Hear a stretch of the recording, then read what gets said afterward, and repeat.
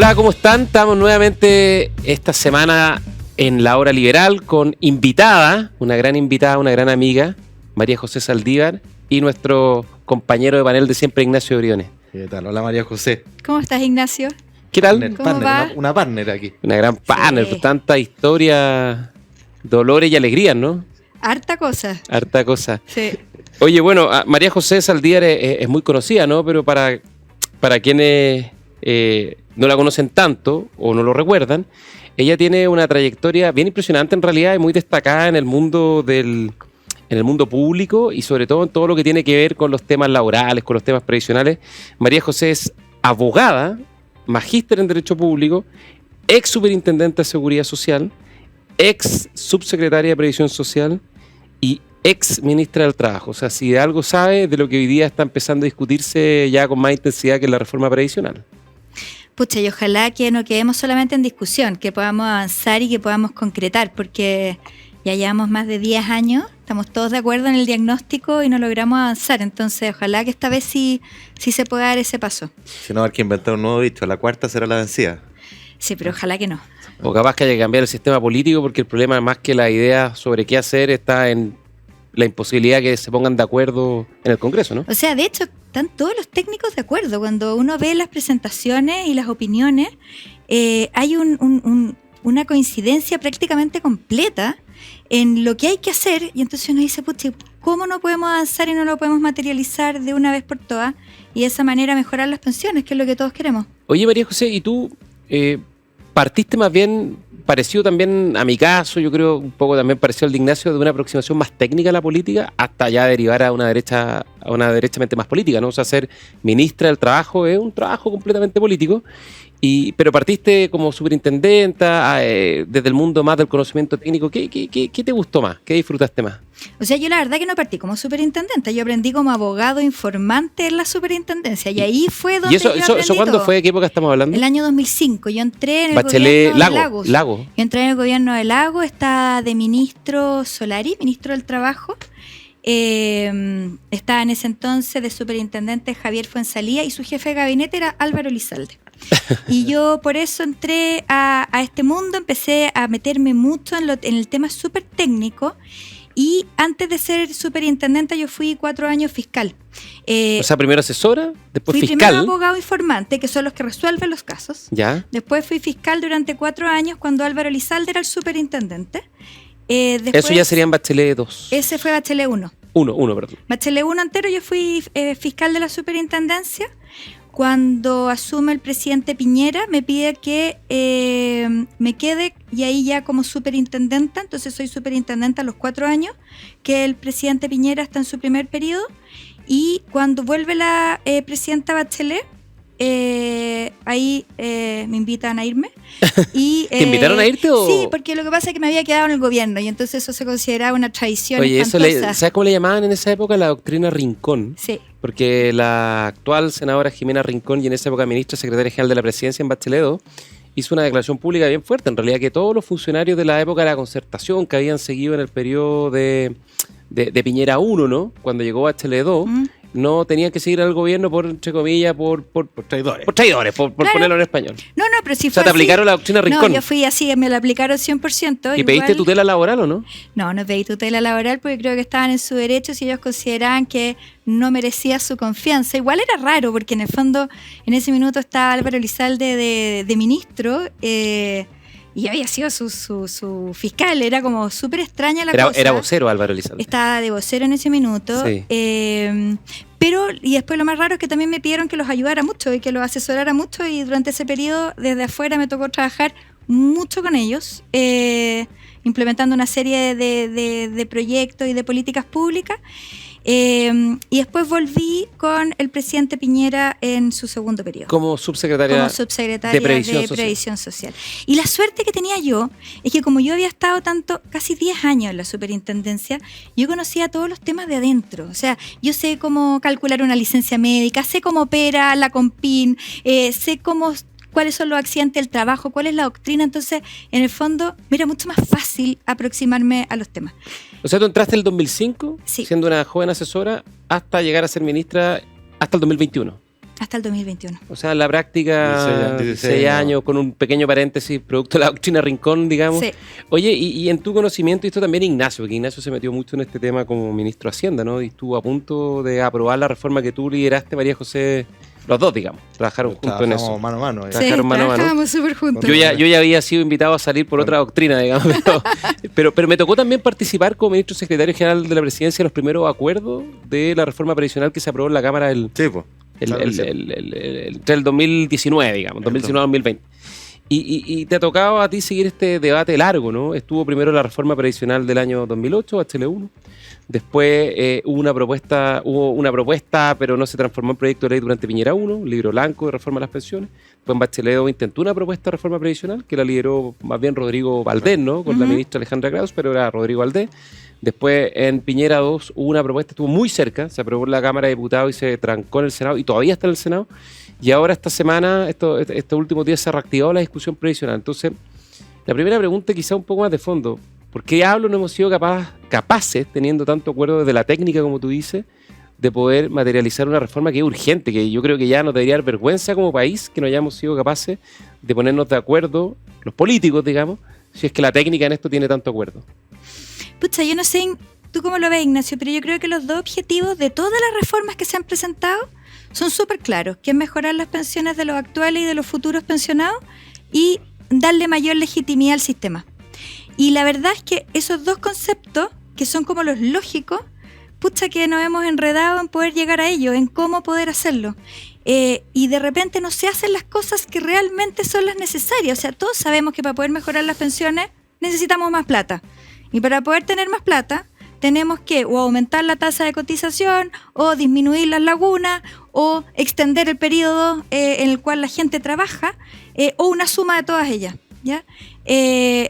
Y eso como que de repente se pierde y se buscan otras cosas que son mucho más complejas, pero que no apuntan al fondo mismo. Entonces de repente si volviéramos a recuperar o poner el foco en cuál es el objetivo, a lo mejor podría ser más fácil y no enredarnos en otras cosas. Yo no tengo claro por qué, por ejemplo, la separación de la industria me puede garantizar mejores pensiones, por ejemplo, pero nos ponemos demasiado tiempo y demasiada energía. La separación de la industria es básicamente eso. matar a la AFP, digamos. Claro, pero ¿eso me trae mejores pensiones? No, Entonces no per se. Yo no sé cómo me podría traer mejores pensiones. Sí, a lo mejor me podría dar más eficiencia, pero no mejorar el monto de las pensiones. Claro. Entonces, eso de repente nos falta, como centrarnos bien en cuál es el objetivo y buscar el mejor mecanismo para ese objetivo. Yo Ignacio, no sé... ¿cómo lo ves tú? También te metiste harto en esta discusión. Sí, bueno, ahí con la María José estuvimos codo a codo, muchas reuniones secretas, no secretas, negociaciones varias, pasamos... ¿Qué tan cerca estuvieron? La leyenda dice que prácticamente al lado. No avanzamos arte, pero yo creo que la leyenda está sobredimensionada. O sea, no está... Habíamos avanzado cosas que estaban trabadas, pero estábamos lejos todavía de un acuerdo. Y sobre todo, y esto es lo que quería yo resaltar, avanzamos mucho con un grupo pequeño de senadores, particularmente la senadora Carolina Goich, que era muy entusiasta y estaba muy abierta, llegaba a una gran persona, muy seria, muy afable además, y comprometida, y el senador Letelier también. Uh-huh. Pero la pregunta de fondo, y aquí es donde quiero llevar la conversación, es si acaso ellos tenían la representatividad de la oposición en el Senado. Y mi respuesta honesta es no. Y lo digo porque amigos senadores del frente, de la oposición, en la privada te decían, oye, si para qué pierden el tiempo, si buena onda lo que están avanzando, pero esta oposición no le va a dar nada a Piñera. Porque la joya de la corona de la reforma de pensiones como tan emblemática, dado el fracaso sucesivo que ha tenido en los distintos gobiernos en aprobarla, que quien lo haga se nota un triunfo como histórico, por así decirlo. Y eso en la política del combo, de la patada, de tu triunfo es mi derrota, y estamos en juego suma cero, es muy importante. Entonces, sobre todo en el ambiente hostil en que estamos, en el gobierno del presidente Piñera, esa máxima de cómo nadie le va a dar el triunfo a Piñera, yo creo que primó fuerte. Y creo que además esto se juntó con el tema de los retiros, que también enredó mucho la discusión. O sea, evidentemente la complicó sobremanera. Y como dice María José, acá el diagnóstico está hecho hace rato y no hay magia. O sea, mejores pensiones, más plata. Y quienes creemos en la sostenibilidad del sistema de pensiones, más plata significa más ahorro, porque el reparto es pan para hoy, hambre para mañana. ¿Te fijas? Entonces, no hemos podido avanzar. Yo creo que hoy día estamos bien lejos porque la propuesta que hace el Ejecutivo, lo vamos a discutir después con más detalle, tiene probabilidad 0,0 de ser aprobada. Porque Así es una de drástico. Sí, es una mala propuesta.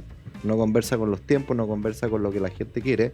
Y como dice María José, enreda las cosas y se aleja de los objetivos fundamentales a mi juicio. Oye, paradójicamente, el estallido social, una de sus principales demandas, ¿no? O, si es que habían demandas claras, porque no era tan... Pero si había una que más o menos está instalada era mejorar las pensiones, ¿no? Sí. Un sistema previsional mejor, más justo, más solidario. Y paradójicamente produjo el efecto contrario, ¿no? Porque previo al 18 de octubre estábamos a punto de avanzar con la reforma previsional al punto que llegamos a un acuerdo en la Cámara de Diputados con la Democracia Cristiana, que se suscribió formalmente y que permitió aprobar en general la reforma en la Cámara, producto de que en ese momento, como dice Ignacio, había un ambiente menos malo, digamos, en términos políticos, y se provoca el 18 de octubre el estallido social y bueno, básicamente todo esto se empieza a enredar. Ustedes dos lograron, entró la María José muy bien como ministra, Ignacio de Hacienda, lograron sacarlo de la Cámara, pero en el Senado pasó un poco lo que dicen ustedes. No sé, María José, ¿cómo lo viviste tú? De que en el fondo había un acuerdo amplio respecto a lo que había que hacer, pero no se le podía conceder el punto político al adversario. Bueno, era súper decepcionante porque además era un poco lo mismo que había pasado con la reforma Valdés, que compartía en gran medida esto de aumentar la tasa de cotización, que parte fuera ahorro individual, que se hiciera solidaridad entre quienes habían cotizado y con eso poder mejorar las cotizaciones y entregar nuevas regulación para la industria. Entonces tú decías, chuta, ya nos pasó con Valdés, nos está pasando ahora con esta ¿Fue un error, reforma. crees tú, que se haya rechazado la reforma de Rodrigo Valdés? Yo creo que sí.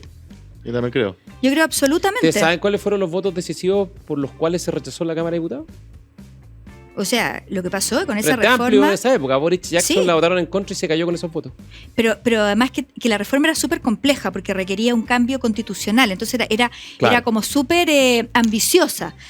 También ese fue un error de ellos porque podrían haber hecho algo menos ambicioso y a lo mejor no habría sido tan difícil. Y justo la parte ambiciosa es la parte que tenía que ver con la institucionalidad, que no es el fondo de lo que uno necesita para poder mejorar las pensiones. De nuevo, enredándose como más bien en la El punto periferia. político más que el problema de fondo.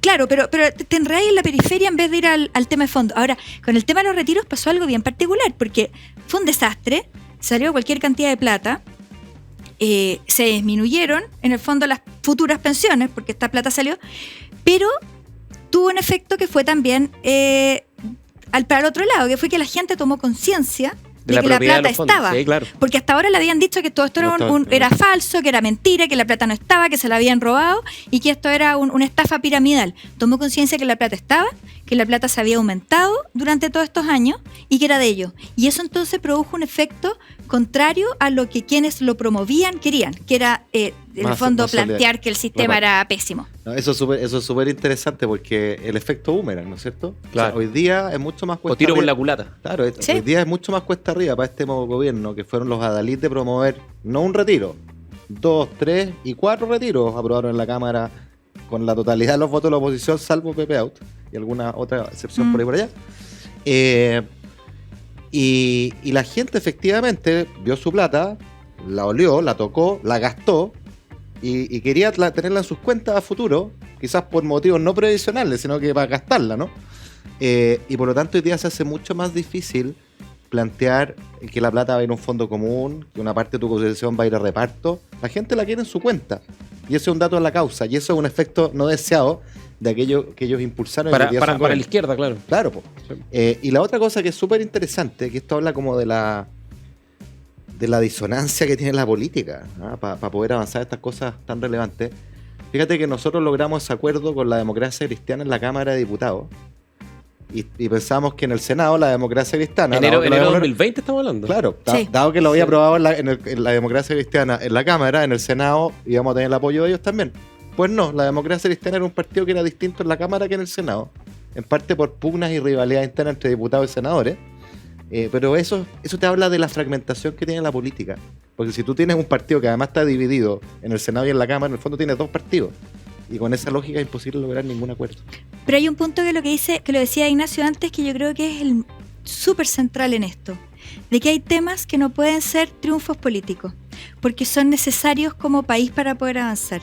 Y entonces pensar que una reforma se apruebe en un gobierno o en otro, cuando en verdad lo que uno necesita es que haya una gran mayoría que esté detrás de un sistema para darle estabilidad, porque es un triunfo como país, es algo que es súper malo.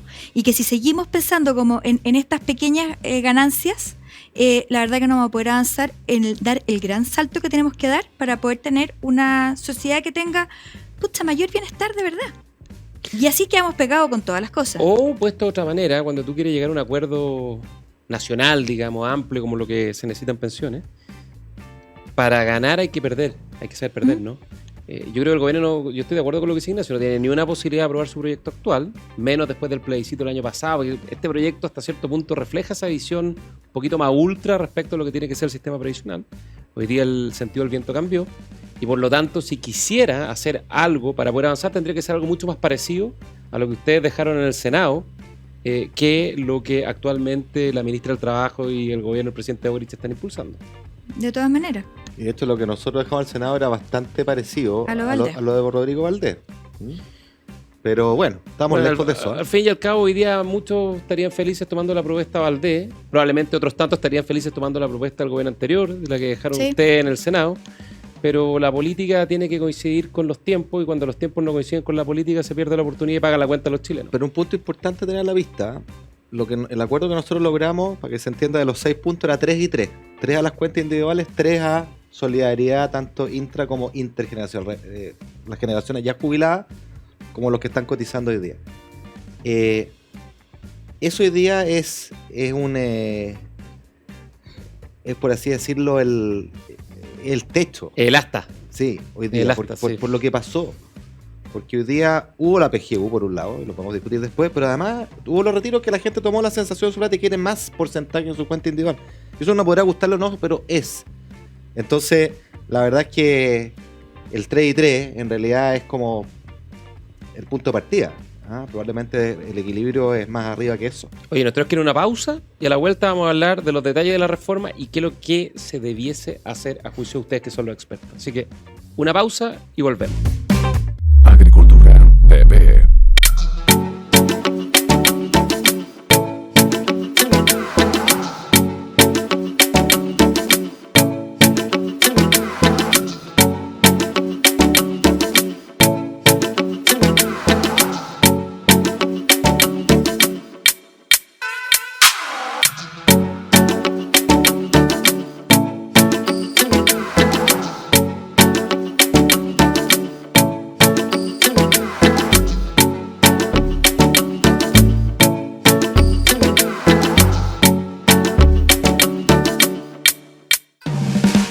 Estamos de regreso a la hora liberal por Radio Agricultura, Agricultura TV, con Ignacio Briones y con María José Saldívar, ex asesora de la subsecretaría de la Superintendencia de Pensiones, ex Superintendencia de Previsión Social o de Pensiones, ex subsecretaria de Previsión Social, ex ministra del Trabajo. Muchos ex.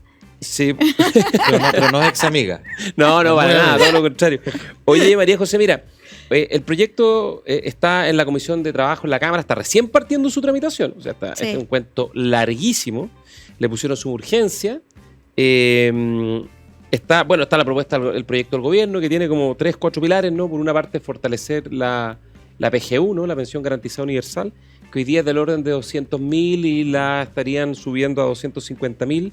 Está también dentro de la propuesta aumentar la cotización en 6 puntos, y esos 6 puntos van a un seguro social, ¿no? Y se solidarizan o se van a reparto, digamos, no van a la cuenta de los trabajadores, sino a un seguro social colectivo.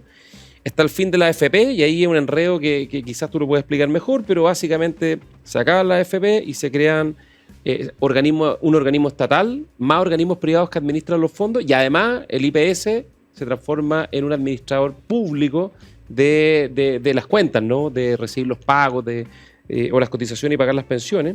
Y además hay otros cambios, como el cambio de la comisión que se cobra hoy día en base al sueldo, se cobra por el saldo administrado, el fin del retiro programado, en fin. ¿Cuál es tu opinión del proyecto? ¿Te gusta, no te gusta? ¿Lo bueno, lo malo? ¿Qué se rescata? ¿Qué es lo que se rescata? No, yo me gusta siempre partir por las cosas buenas. El proyecto tiene, a mi juicio, dos elementos súper buenos. Uno es que en el mensaje, sobre todo, se reafirma y se dice que es muy importante el ahorro individual. Y lo dice, hay que generar incentivos y después vamos a ver si en el articulado eso está, pero en el mensaje se hace una férrea defensa del ahorro individual. Y lo otro que me parece súper bien es que el proyecto plantea que se debe capitalizar todos los fondos. Una capitalización que es colectiva, pero que no todo lo que entra se debe gastar. O sea, no estamos acá frente a un sistema de reparto en que todo lo que entra sale, que eso es absolutamente no financiable. Pero esto sale en el mensaje y el problema es que no necesariamente estas declaraciones de principio del mensaje están suficientemente bien reflejadas. Eso no es tan raro con este gobierno que dice una cosa y hace otra. Claro, pero entonces el problema que nosotros tenemos es que, por ejemplo, se plantea que se quieren subir todas las pensiones, de los actuales y de los futuros pensionados. Y efectivamente el proyecto mejora las pensiones de los actuales pensionados y de las personas con pensiones o de ingresos más bajos. Pero el problema es que a la clase media, por ejemplo, esto no se mejora de la misma manera ni de manera sustantiva. Y la clase media es la que carga con el costo de esta reforma. Entonces se genera una frustración bien grande, porque si yo veo de que los ejemplos que me ponen en la tele es que la tasa de reemplazo me va a subir al menos a un 100%, chuta, y a mí no me va a subir igual, es como bien complicado. ¿Y eso por qué se da? Porque en el fondo los beneficios este aumento de los recursos que se reciben no se distribuyen de la manera que debiera ser. Porque, por ejemplo, con cargo a cotizaciones previsionales pagadas por los trabajadores, yo financio beneficios de gente que nunca ha cotizado. Y eso entonces genera una cosa que es bien violenta. Lo que hablábamos un poquito de la rentabilidad, ¿no es cierto? Que este tema de que la plata que yo pongo en mi cuenta es mía, no solo es lo que yo puse, sino que también lo que yo gané con esa plata. Lógico. Pero el problema es que en esta reforma solamente a mí me depositan lo que yo puse, pero la tasa de interés, esa rentabilidad, no me la ponen a mí en mi cuenta, sino que es la que usan para pagar estos otros beneficios que si no, no tendrían financiamiento. Eso es con el 6%, ¿cierto? El 6% se divide en dos.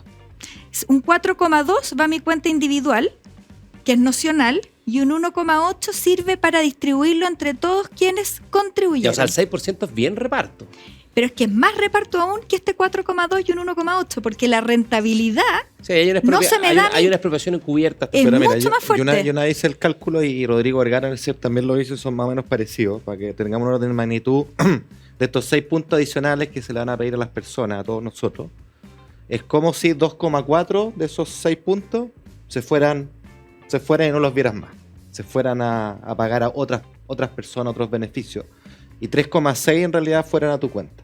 ¿Ya? Entonces el impuesto implícito o el reparto implícito es más o menos la mitad de lo que tú estás poniendo. Y eso es harto. ¿Ah? Y esto es una combinación de estas transferencias cruzadas más estas cuentas nacionales que te hacen un vale por, que básicamente lo que hacen es agarrar tus cotizaciones los primeros años, con eso le pagan a quienes se están jubilando o ya jubilaron. ¿Y de dónde se devuelve o se devuelve la plata? Bueno, por la vía de que las futuras cotizaciones tuyas, en vez de pagarte la tasa de mercado, te van a pagar lo que se llama una tasa nacional, que es una tasa ficticia, que es más o menos la mitad de la tasa real. ¿Ya? Entonces la combinación de todas estas cuestiones, línea para la suma, es como de los 6 puntos, 2,4, usted no lo vio nunca, y 3,6 fueron a su cuenta. Y ese es un impuesto al trabajo grande, o sea, un impuesto implícito grande de esto. Y el tema de fondo es que se puede lograr un objetivo redistributivo y solidario con mecanismos distintos en Nacional, porque en Nacional además, ya hablar de Nacional es enredado, quienes nos escuchan seguramente no van a entender lo que es básicamente un vale por, y nadie entiende por qué es un vale por. Es una cuenta por cobrar. Y la gente quiere sí, la plata no está en tu alcancía. La gente quiere la plata en su cuenta y eso hay que hacerse cargo. Entonces, mucho más limpio, es decir, vamos con la plata en las cuentas y buscamos mecanismos de solidaridad que sean más sencillos, volver a los objetivos que... Pero déjeme hacerle una pregunta a los dos. ¿Por qué este programa se llama La Hora Liberal? Porque no solamente hablamos de políticas públicas y cosas lateras que a la gente puede confundirse, sino que también tratamos de darle un sentido más profundo, de entender por qué creemos lo que creemos y por qué pensamos lo que pensamos, ¿no? Y desde ese punto de vista, en un sistema previsional, yo tengo la impresión de que tienen que haber 3 patas, ¿no? Una pata fiscal, el Estado tiene que inyectar recursos para apoyar a quienes no pudieron cotizar, eso es importante, existe en Chile y se está fortaleciendo, eso está bien. Dos, por supuesto, una muy importante, quizás la más importante, la individual, porque en el fondo también es una señal, ¿no? De que uno se hace responsable de su vida, y es una cuestión bien liberal, ¿no? Que en el fondo uno no se queda sentado esperando que alguien te resuelva los problemas, sino que uno ahorra porque finalmente se hace cargo de poder, digamos, solventarse en la medida que uno tiene ciertas capacidades también para hacerlo. Y tres, una pata solidaria, que esa es la parte siempre más compleja, más difícil, que es que parte de lo que yo ahorro con mi cotización va a mejorar las pensiones de quienes están más desfavorecidos. Eso hoy día es súper cuestionado en Chile, pero yo aquí voy a decir algo que puede ser políticamente incorrecto. Yo entiendo, yo creo que tiene que haber, y de hecho la mayor parte de los sistemas previsionales en la OECD tienen estas tres patas. Entonces es un tema difícil porque está cruzado por cuestiones súper ideológicas, pero a mí me parece que mirando la evidencia, lo que se hace en el mundo y de una mirada liberal, donde en el fondo yo me hago responsable de mi vida, pero también entre todos nos hacemos responsables de quienes no son capaces de tener una pensión digna. Yo creo que evadir esa discusión es hacerse un poquito también trampa en el solitario, como tener un sistema de reparto puro. Pero es que ¿sabes lo que pasa? Que ese es absolutamente el punto. Pero es que hay una diferencia súper grande si es que esa parte solidaria con contribuciones se reparte entre toda la población o se reparte solo entre quienes contribuyeron. Es un buen punto. Sí. Entonces, ¿cuál es el problema? Que obviamente que si es que yo he con mucho esfuerzo contribuido permanentemente y yo tengo una situación que es mejor que la que está al lado mío, que también contribuyó todo el tiempo, pero respecto a un sueldo que es más bajo, es muy diferente dividir lo que yo contribuí en parte con esa persona para mejorar su pensión a que una persona que nunca contribuyó porque trabajando estaba fuera del sistema, porque no estaba pagando impuestos, porque estaba informal o trabajaba por cuenta propia sin nunca haber contribuido en nada, y yo también le doy el beneficio. Yo esto de acá se lo pongo como ejemplo a mis alumnos de la universidad. Yo le digo, mira, tú cuando haces un asado y tú invitas a todos tus amigos, obvio que algunos llegan con mucho más que otros, ¿no es cierto? Y tú divides igual al final entre todos porque tú no estás calculando cuánto trajo más uno que el otro. Pero si hay uno que nunca trae nada, y que llega siempre en el fondo de colado al asado, tú ya la cuarta vez ya no estáis tan con ganas de compartirle de la misma manera que la he compartido con todo el resto, ¿no es cierto? Esto es lo mismo. Tú en este sistema de acá tú tienes dos alternativas: o lo dividimos entre toda la población o lo dividimos entre quienes sí contribuyeron, independiente si uno contribuyó por 100 y el otro contribuyó por 1.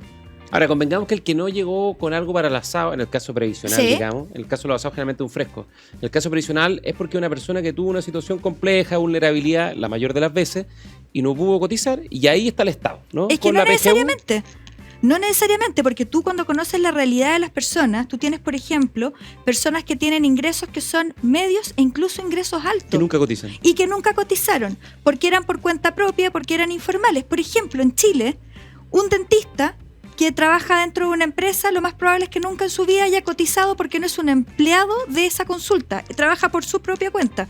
El dueño de un restaurante puede ser que nunca en su vida haya cotizado. Un feriante, un chofer de la locomoción colectiva, por ponerte ejemplos en distintos rangos, ¿no es cierto? Corresponde que un trabajador de ingreso mínimo ayude a financiar la pensión del dueño del restaurante que estaba ubicado en un barrio muy elegante y que tuvo ingresos muy altos durante toda su vida y que nunca cotizó, o respecto del dentista. Ignacio, buena pregunta. Yo pregunto. Yo creo que no.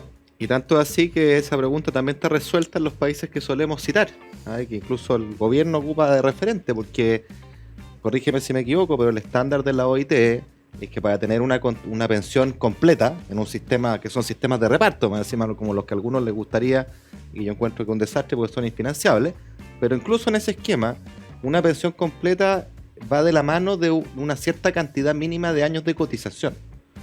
No me acuerdo cuál era el número, pero no sé si eran, creo que eran 30 años. Depende, ¿ya? 20, 30. Y si son la mitad, bueno, es la mitad de pensión, y si son menos de 10, en realidad lo que tú tienes es una pensión de subsistencia que sería como financiada por el Estado, pero que no entra a este subsidio cruzado entre personas que están dentro del sistema. Ya, es que ese yo creo que es un poco el punto. O sea, yo creo que aun cuando un arquitecto, un dentista que tuvo una situación muy cómoda, así en la vejez, cae en la pobreza, en la indigencia, en una situación de mucha dificultad, porque lo relevante es en ese momento de la vida, ¿no? Sí me parece asegurar el mínimo. Que existe un piso. Por supuesto. Existe un piso, una PGU, por supuesto, lo más universal posible, que te dé un umbral de dignidad mínimo. Por Pero supuesto. si lo que pasa es que en Chile, y esto es súper importante tenerlo súper claro, quienes pagan cotizaciones previsionales son los trabajadores de ingresos bajos, de ingresos medios, y los de ingresos altos pagan hasta un tope imponible, no pagan respecto de todos sus Sí, se ingresos. está subiendo el tope ahora. ¿Eso están de acuerdo ustedes? ¿Que se aumente el tope imponible?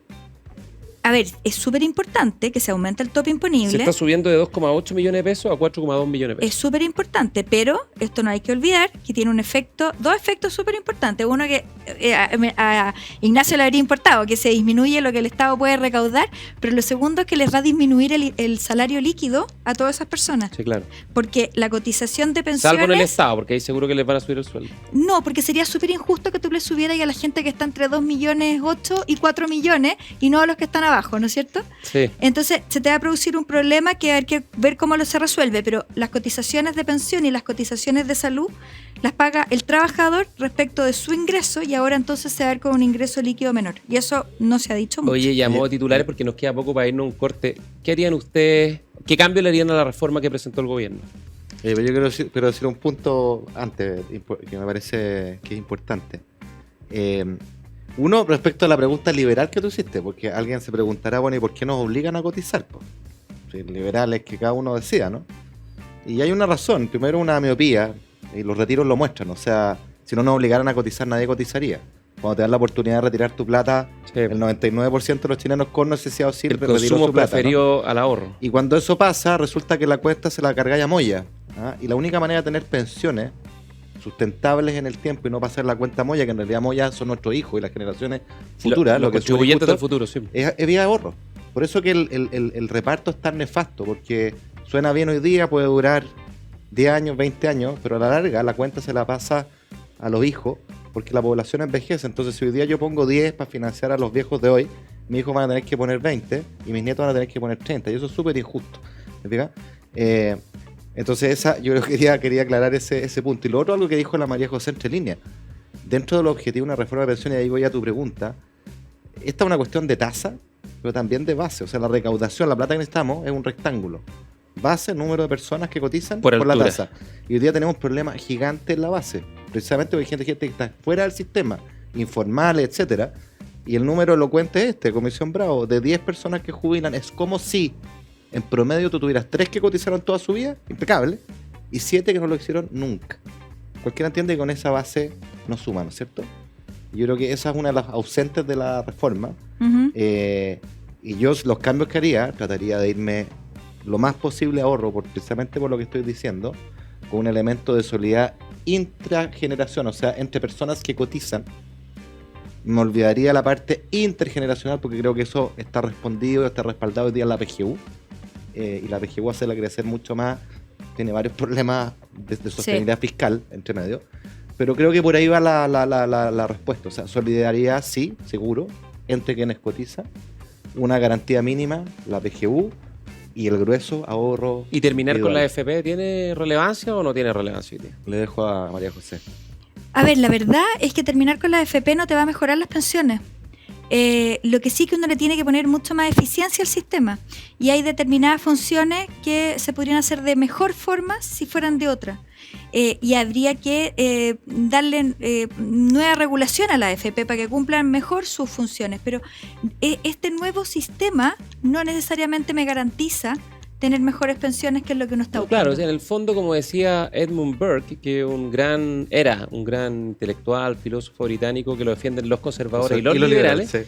él dice, en el fondo, el cambio tiene que demostrar que es superior a lo que hay ahora, y por lo tanto, si se demuestra, pero lo que se ha mostrado hasta ahora, probablemente no te asegura que el cambio va a producir mejores resultados, creo yo. Pero No. si hay un cambio que podría haber, pero como tenemos que ir a las recomendaciones, yo lo quiero retomar en el bloque, tomar un pedacito del bloque que sigue para Eso. decirlo, para polemizar. ¿Cuál? Ya, entonces nos vamos a ir al corte. Ya. María José, nosotros siempre con nuestros invitados, especialmente con las invitadas, les pedimos que nos hagan el recomendado, la serie, el libro, el disco que están oyendo. ¿Qué le Perfecto. recomiendas tú a quienes nos están viendo y escuchando?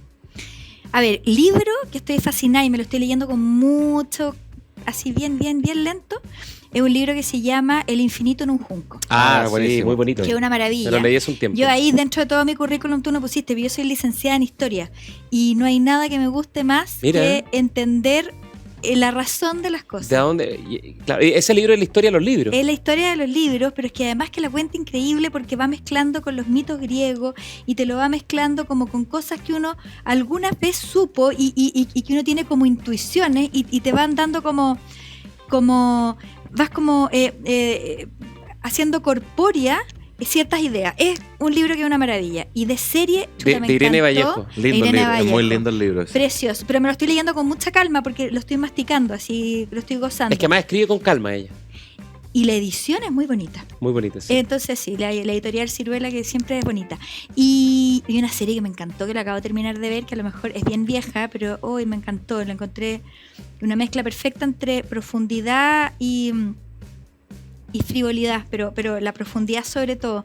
El baile de la luciérnaga. No sé si han tenido ¿En la qué oportunidad de plataforma? verlo. Está en Netflix. Ya. Mira. Es una serie bien extraordinaria, historia de unas amigas en 3 tiempos, pero muy, muy bonita, profunda y con un análisis bien. El baile de la bien luciérnaga en sí, Netflix. bien especial. Ignacio, ¿tú tenías? La anoto porque... En breve, que no estamos Sí, bien un pasados. documental extraordinario en Netflix para los que les gusta el jazz y Miles Davis, gran trompetista máximo exponente del jazz, Birds of the Cool, que es el nombre de un disco más, la historia de Miles Davis, muy extraordinario documental, se lo recomiendo. Canta Miles Davis. Oye, yo solo un libro que lo leí por ahí, una reseña en Arte y Letra del Mercurio, Recuerdos de mi vida, de Martina Barros Borgoño. Ay, que es lo Es máximo. una edición de la Universidad Alberto Hurtado, una protofeminista chilena, una historia increíble, una mujer del siglo XIX y el siglo XX, nació en 1850 y vivió 94, 96 años.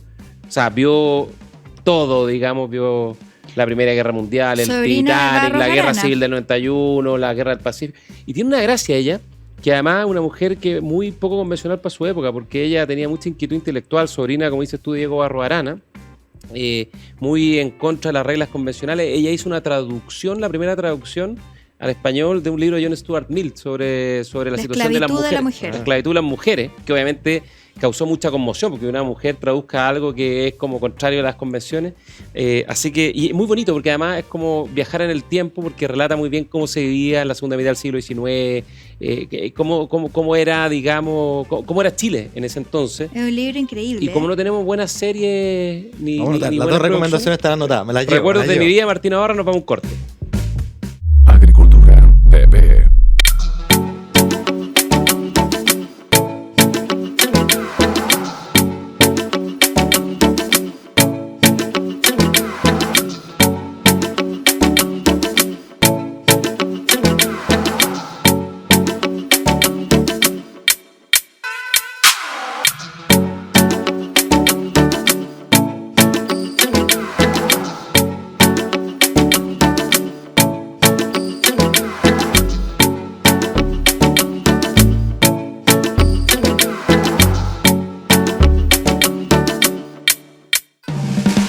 Ya, estamos de regreso. Ignacio Briones, tú te quedaste con la palabra, querías plantear La tiro algo. lanzada, ¿no? Aunque la María José lanzada porque la hablamos muchas veces, la hemos hablado muchas veces, pero yo creo que un cambio importante que uno podría pensar en la industria, manteniendo los administradores privados, yo creo que quienes gestionan bien las plata, y evitando la complejidad de forzar una separación de la industria, es más bien pensar en qué puedo hacer yo de la política pública para meterle más competencia a esto, e inyectar un cambio a través de la competencia.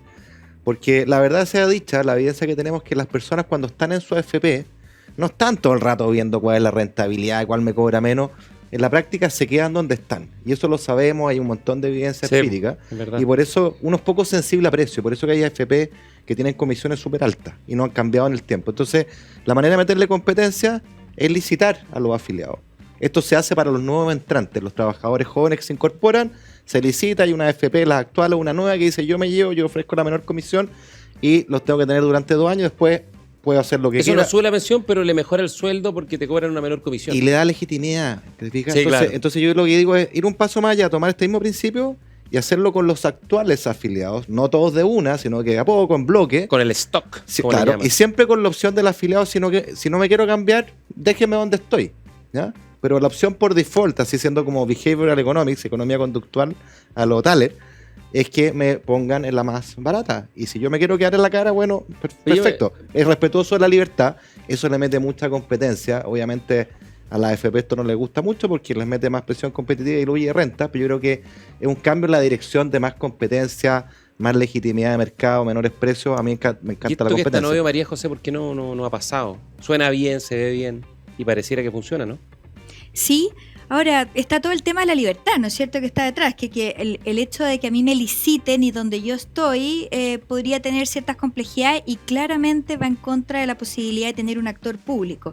Nosotros lo que tenemos en seguridad social en nuestro país es que tenemos en toda la industria de la seguridad social una entidad privada o una o más y una entidad pública que es a la que tú te vas por defecto, ¿no es cierto? FONASA y SAPRE, ISL Mutuales, en pensiones no hay. Entonces, ¿Debiese haber una FP estatal si es que se mantuviese el sistema FP? Si hay neutralidad competitiva, ningún problema. Ningún problema. Y ahí que fuera por defecto y tú te cambiaras a la que tú quisieras. Claro. Pero ahí se Eso deja resuelve bien el hablar problema. de licitación. Y no, pero lo que dice la María José es interesante porque la forma, esto yo lo hablé con Richard Thaler cuando estuvo en Chile, la forma de hacerlo respetuoso de la libertad. Explica que Richard Thaler es un Richard Thaler es muy un gran famoso economista. Es un premio Nobel de Economía, profesor de Chicago, padre, uno de los próceres de la economía conductual. Y para hacer esto respetuoso a la libertad, claro, tú tienes razón, si me cambian obligado, no están respetando mi libertad, a lo mejor yo quiero mantenerme en la FP en que estoy. Pero la idea es que te cambien y que te digan, oiga, lo vamos a cambiar. ¿Usted quiere mantenerse en su actual AFP? Le dan la opción de retracto siempre a la persona para ser respetuoso a la libertad. Pero como la mayoría de la gente no es sensible a eso, bueno, el supuesto es que va a haber un gran contingente de personas que efectivamente van a moverse a la más barata y eso le mete mucha presión competitiva y eso es bueno, creo yo por lo menos. Oye, me quiero ir a otro tema, y especialmente a la María José, la quiero llevar a otro tema, voy a aprovechar su visita, porque María José es una persona que, bueno, tiene una tradición familiar, ¿no? Política importante en Chile, muy importante, tu padre, tu tío, mucha gente, pero además tú tienes convicciones muy profundas, lo conversamos algunas veces, de la importancia del centro político, que hoy día no puede estar más de modé, con más bajo rating, y electoralmente con muy malos resultados, ¿no? En la última elección del Consejo Constitucional a la centro derecha le fue bastante mal para lo que es su historia y a la centro izquierda le fue pésimo, prácticamente desapareció. ¿Cuánta importancia le asignas tú a la existencia de algo así como un centro político? Pucha, yo creo que es súper importante, yo creo que es súper relevante que exista una fuerza que defienda de partida a la persona humana como el centro, ¿no es cierto? Y que haya una mirada de lo que se debe hacer desde cierta racionalidad. Yo creo que uno de los problemas que tenemos en nuestro país es que nosotros somos como súper extremistas para ciertos argumentos y esto acá nos lleva al otro lado. Claro, los y péndulos. Los péndulos, pero de manera súper fuerte y vivimos como presos de la tiranía de la mayoría y el de no atreverse a ser diferente o a tener y a respetar al que tenga una mirada distinta. Porque si yo soy mayoría puedo imponer esta postura y eso te lleva a que el debate sea súper poco profundo y que haya muy poco respeto y que la tolerancia sea bien de cartón, que sea solo para un lado. ¿Tiene futuro porque hoy día, en el centro, porque hoy día tenemos los demócratas, tenemos los amarillos, por el lado de la centro derecha está Evópoli, en la centro izquierda prácticamente ya no queda casi nada, entonces da la impresión de que eso es algo que ya quedó para los libros de historia, ¿o no? Es que yo espero que no, porque lo que ocurre es que cuando tú vas yéndote cada vez más a los extremos, tú llegas, porque te vas obligando a ti mismo a tomar cada vez posturas más extremas para diferenciarte del otro y terminas como desdibujando lo que debe ser como la convivencia, el diálogo. El diálogo democrático. Y eso es súper importante, si no, no se puede avanzar. Un poco lo que habíamos dicho antes. O sea, no puede ser que un tema que es tan importante, que es un tema país, termine siendo visto como un triunfo de un partido o de otro, de una coalición o de otra. ¿Dónde quedan las personas que están sufriendo esto? Entonces, eso es lo creo que tiene un... Algo de eso hay en lo que pasó con Patricio Fernández, ¿no? Y el conflicto con el Partido Comunista por los 50 años del golpe, donde da la impresión de que las visiones hegemónicas, extremas, intolerantes, que no aceptan la diferencia, terminan imponiéndose, ¿no? Y el gobierno creo que comete un error al permitir la caída de Patricio Fernández. y la ciudadanía tampoco sale a plantear algo que resulta bastante lógico. Nosotros tuvimos un conflicto en el país súper fuerte. Cuando uno ve, yo no lo viví, yo no había nacido para el golpe, pero de la historia y lo que me cuentan mis papás y lo que cuenta mi familia, o sea, estaba muy confrontada la sociedad y eso claramente no puede ser porque había uno solo que estaba equivocado. Entonces, cuando tú tienes una realidad y una historia que te lleva a un nivel de conflicto de esa naturaleza, plantear borrarlo solamente porque yo quiero imponer algo es súper complejo. Y por lo menos en mi experiencia de vida es que yo vengo de una familia y que mi papá siempre me lo planteó así, que se había sido pero un férreo opositor al gobierno de la Unidad Allende. Popular. Sí. Absolutamente, pero fue el primer abogado que llevó causas de defensa de los derechos humanos en tribunales con todo el costo que era en ese entonces, ¿no es cierto?, que en los primeros años. Y eso es absolutamente conciliable. ¿Por qué? Porque yo condeno la violación de los derechos humanos y la dictadura de Pinochet. Voy a tener que negar de que hubo una crisis previa que llevó a que hayamos estado así de confrontados. Me parece a mí que es como súper infantil. Es como decir que solamente una de las partes... No, es poco democrático. Pero es que más que poco democrático. Porque es como plantear de que en verdad los problemas son solamente de una parte. O sea, claro. o sea, bueno, a mí me cuesta mucho entenderlo. Es como un revisionismo histórico contrario a lo que incluso dicen que es el negacionismo, que me parece súper complejo.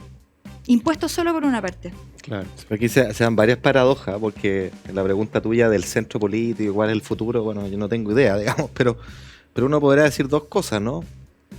En general los países progresan, eso lo muestra bastante la evidencia comparada, cuando tienen adecuado equilibrio, ¿ah?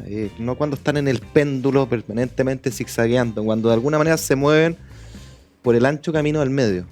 Quizás no a la velocidad que a todos les gustaría, conveniendo que uno puede andar a toda velocidad, pero a veces choca contra el poste, ¿no es cierto? Y que a veces la vía del medio es más aburrida, pero es más constante y te lleva a destino. Yo creo que esa es una primera observación. La segunda es paradójico, porque en nuestra vida cotidiana nosotros no la vivimos en los extremos. Tratamos en todo lo que hacemos de ponderar. Claro, siempre el costo y beneficio, posiciones. riesgo, posibilidad. La vida virtuosa, como decía Aristóteles, es buscar el justo medio, ¿no?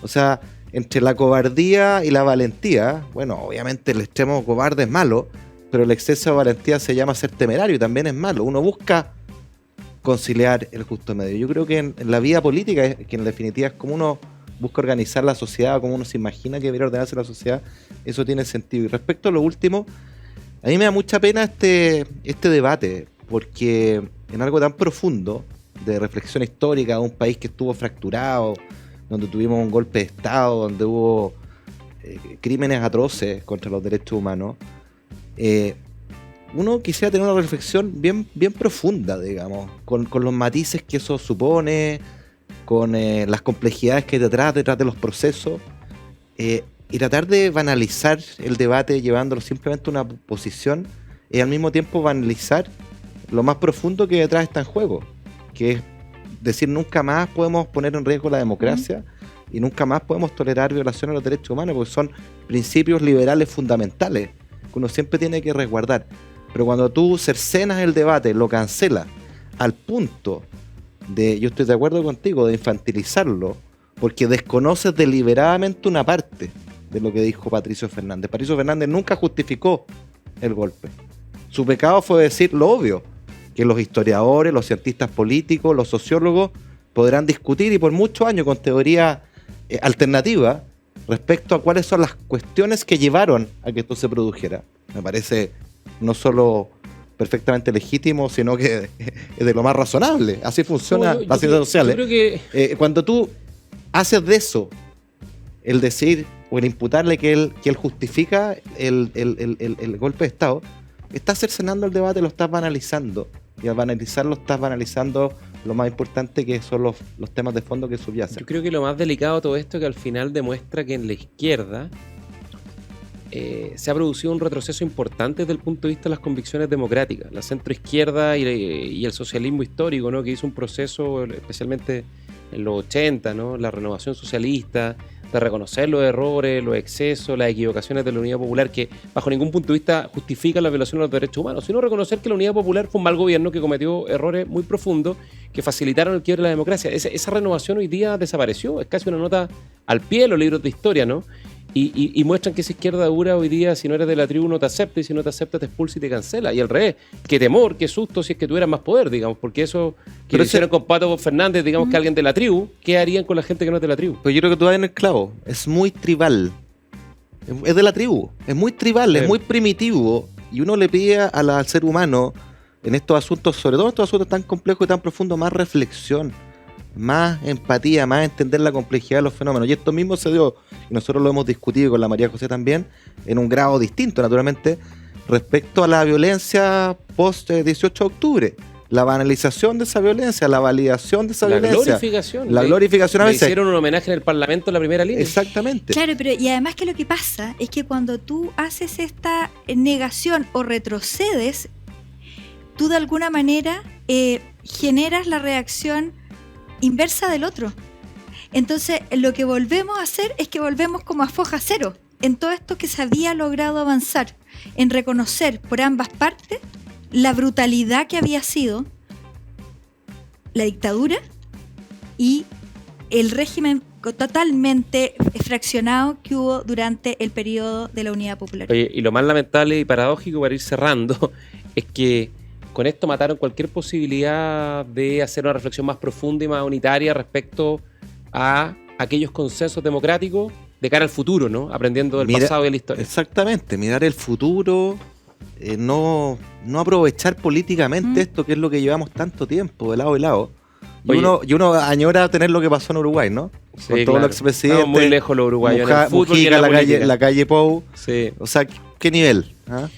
Oye, nos pilló la hora, tenemos el minuto de confianza, pero nos pilló el tiempo y yo quiero hacer algo que no debo hacer, que es tomarme ese minuto de confianza, pero es por una buena causa. Dale. Porque una amiga que tiene una fundación que contribuye en el tema educacional con educación colaborativa, escribió una carta que a mí me golpeó muy fuerte a propósito del escándalo de los convenios y de las fundaciones de Revolución Democrática. Y quería leerle y con esto terminar, porque su reflexión me impactó mucho. Dice así: vergüenza, rabia, pena. Quedan cortas las palabras para definir lo que siente una pequeña organización de la sociedad civil en Chile, luego de enterarse día a día del entramado de favores políticos y contubernios encubiertos a través de convenios con el Estado de Chile.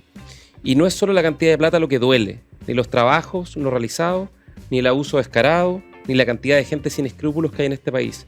Son sobre todo los años de trabajo que hay detrás de cada fundación honrada, dedicadas a plasmar un sueño y a entregar algo que valga la pena a los sectores que más lo necesitan.